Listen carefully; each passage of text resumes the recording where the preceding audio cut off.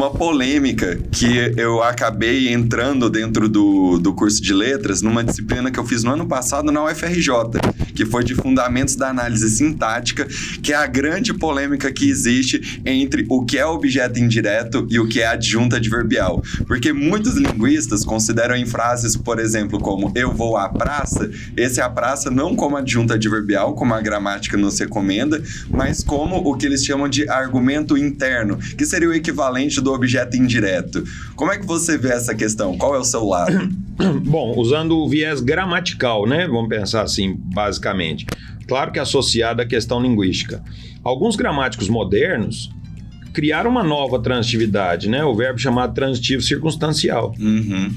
Entendeu? Exatamente, acho, para contemplar essa situação, em que o que eu falo é o seguinte, a ação expressa pelo verbo, o fenômeno verbal, ele se completa no próprio verbo, mas a informação não. Entendeu? Agora, se você perguntar para mim, você vai ao cinema semana que vem? Eu falo assim, eu vou. Beleza. Ficou entendido, né? E o verbo se completou.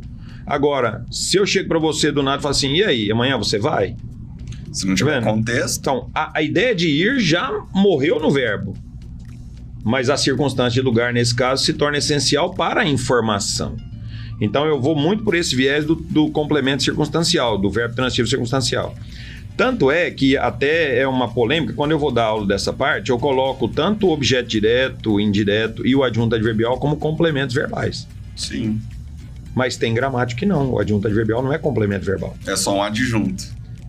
Mas aí é o que eu explico. Eu falo assim, olha, esses dois aqui, eles são complementos verbais, os objetos, que entram naquela ideia dos termos integrantes. Por quê? Porque eles completam a essência da ação. A ação tem um alvo, né? Alguém que sofre ou recebe a ação, e aí o objeto determina quem sofre ou recebe a ação. E o adjunto adverbial é um complemento circunstancial. E aí eu desmitifico exatamente aquelas ideias que a gente aprendia no decoreba. Verbo intransitivo não tem complemento. Tem, pode ter.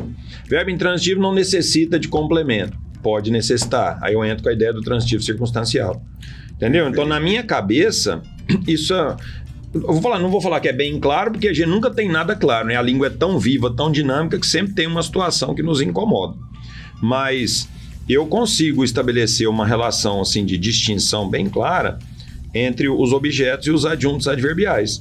E para mim, os termos que estão associados ao verbo para atribuir circunstâncias como tempo, lugar, modo, etc., né, por definição gramatical, são adjuntos adverbiais. Ainda que eles façam, que sejam necessários para a clareza da informação. Perfeito, eu até me lembro, eu tenho uma visão assim do seu quadro, até hoje na minha mente quando eu vou dar aula. E eu lembro que você usa um exemplo como eu me preocupo com meus pais e eu moro com meus pais, mostrando que a mesma expressão com meus pais tem funções diferentes a depender do verbo. O verbo preocupar-se ali, ele já exige como complemento o objeto indireto para fazer sentido, mas com morar tem essa ideia da circunstância, no caso de companhia, mas poderia ser de lugar. É muito mais flexível, né, essa circunstancialidade do adjunto adverbial, enquanto a do objeto indireto não. Eu uso esse mesmo exemplo, essa mesma referência para hoje explicar para os meus alunos. E a necessidade existe, porque você não vai falar eu moro. Inclusive, existe. O exemplo que eu dava, assim, imagina, chega você e fala, você sabe novidade? Não, eu tô morando. E aí? Você tem que falar onde, como, com quem, entendeu? Algumas circunstâncias você tem que dar. Mas o fato de morar, você vai e mora. Então, a ação verbal, vamos dizer assim, ela se fecha no verbo. A informação não. Perfeito. Entendeu? Então, acho que é uma forma de o aluno conseguir, às vezes, distinguir, né, os dois tipos de complemento. E assim, agora relembrando esses momentos das nossas aulas, você, no começo do primeiro ano do ensino médio, me inspirou a estudar gramática sozinho. Foi a primeira vez que eu peguei uma gramática e comecei a estudar por conta própria e me encantei, até que hoje faz parte da minha profissão. E desde então, toda aula que você ia dar, eu preparava e já estudava antes de chegar à sua aula para já chegar com as perguntas prontas. Olha o risco que eu corri. Eu tava aprendendo, mas sempre foi o meu objetivo falar assim, não, agora eu vou pegar o Zé Laranja, eu vou fazer uma pergunta que ele não vai responder. E teve uma vez, isso já foi no segundo ano do ensino médio, em que eu fiz uma pergunta, você respondeu perfeitamente, mas você ficou uns 10 segundos assim pensando. E eu falei assim, nossa, agora eu vou conseguir. Mas aí depois respondeu perfeito. E a pergunta, para quem tá curioso, foi o seguinte.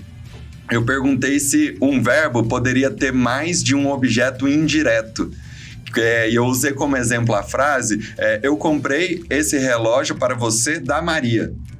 Aí eu imaginava que esse da Maria poderia ser um outro objeto indireto, mas aí você me explicou que era só um adjunto adverbial, mostrando a origem. Só que aí voltando nessa questão da linguística, eu já vi alguns linguistas que consideram o que eles chamam de verbos de 3 lugares e usam como exemplo o verbo transferir. Por exemplo, eu transferi esse dinheiro do Banco do Bradesco para o Itaú. Como que você vê essa questão dos verbos de 3 lugares agora? Na verdade, o que acontece? O de A para B é uma expressão adverbial de lugar. Eu também vejo assim. Simples. É porque existe uma correlação.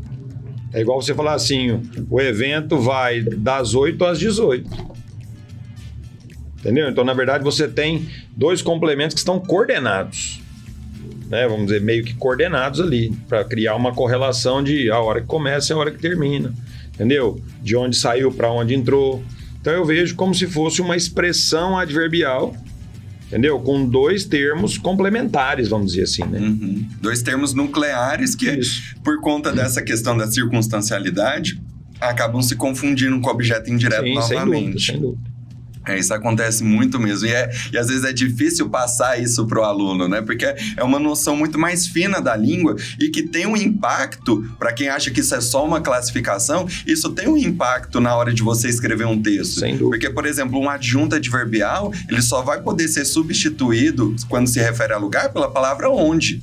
Então, se for um objeto indireto, você não vai poder colocar o onde, que é o que muita gente erra, né? Então, mas assim, voltando a essa questão, né, de você ter lá